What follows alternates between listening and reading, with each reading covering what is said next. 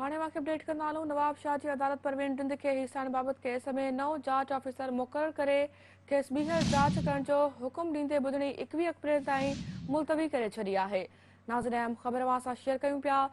PMU जी डॉक्टराणी परवीन ॾिंद खे हिसाण बाबति case जी ॿुधणी जुडिशियल मजिस्ट्रेट 1 जी अदालत में थी।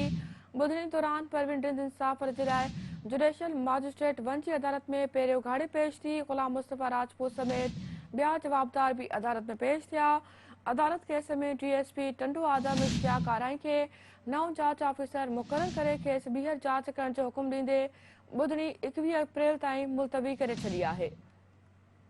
नवाब शाह जी अदालत परवीन ॾिंद खे हिसाण बाबति केस में नओं जांच ऑफिसर मुक़ररु करे खेसि ॿीहर जांच करण जो हुकुम ॾींदे ॿुधणी 21 अप्रैल ताईं मुलतवी करे छॾी आहे। पीएमयू जी डॉक्टराणी परवीन ॾिंद खे हिसाण बाबति केस जी ॿुधणी जुडिशियल मजिस्ट्रेट 1 जी अदालत में थी। ग़ुलाम मुस्तफ़ा राजपूत समेत ॿिया जवाबदार भी अदालत में पेश थिया। अदालत केस में डीएसपी टंडू आदम इश्तियाक आराई खे नओं जांच ऑफिसर मुक़ररु करे खेसि ॿीहर जांच करण जो हुकुम ॾींदे ॿुधणी 21 अप्रैल ताईं मुलतवी करे छॾी आहे।